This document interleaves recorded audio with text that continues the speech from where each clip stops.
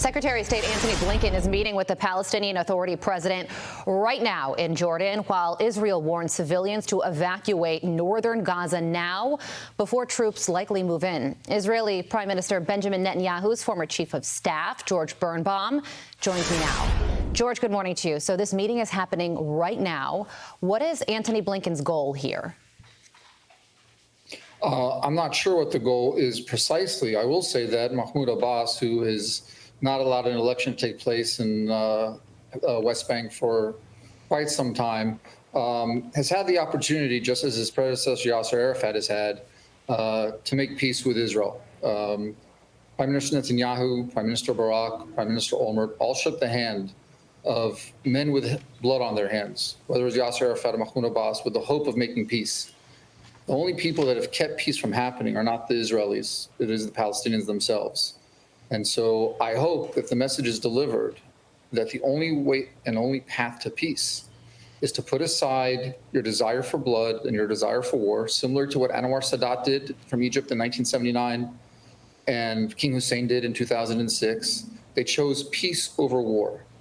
And I hope that's the message that the Secretary of State delivers to Mahmoud Abbas. Yeah, well, the conventional thinking is that the reason Antony Blinken is meeting with Mahmoud Abbas is because he wants to make sure that the West Bank doesn't get involved in this war.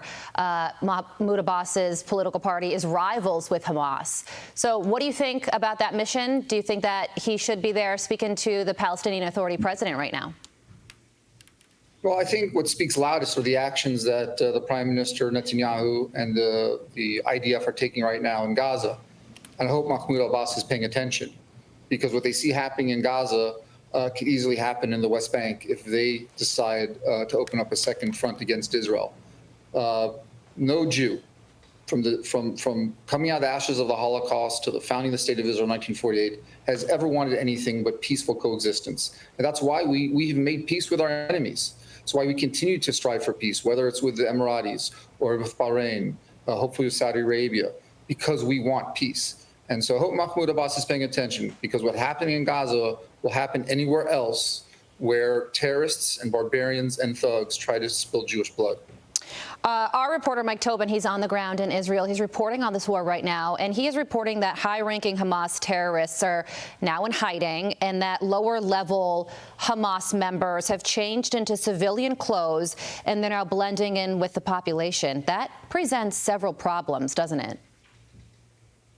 Certainly it does. But let's remember one thing. The real leadership of Hamas is not in Gaza, and they're not in hiding anywhere in the Gaza Strip or anywhere else. They're hiding in Qatar.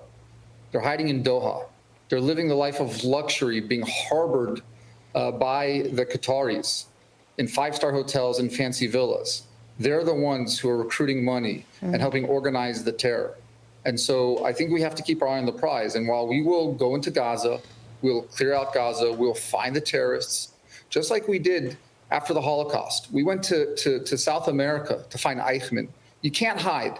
There's no place they can hide. They may be able to hide for a little while, but eventually they'll be found and held accountable. Yeah, and I hope that the world also decides to hold the Qataris accountable for harboring these thugs and terrorists in their own country. Yeah, the determination of the Israeli people right now is real, as is the determination of Benjamin Netanyahu, a man that you know well as his former chief of staff. Can you give us some insight on him? What is he like as a person?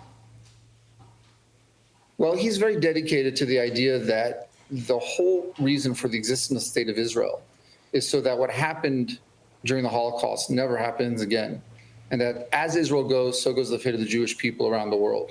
So his primary, and I can tell you right now, like most Jews in the world, we have a very angry and visceral desire to go after Hamas.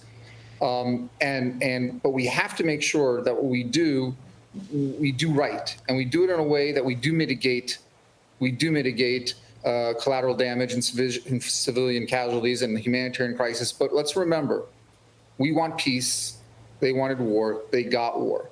So the prime minister right now is, making very hard decisions on a daily basis, because every decision he makes is life and death. It's life and death for the people in Gaza. It's life and death for the Israeli soldiers. It's life and death for the Israeli citizens. Yeah. And so the amount of weight on his shoulders right now is very, very difficult. But I am confident that he will take the right decision.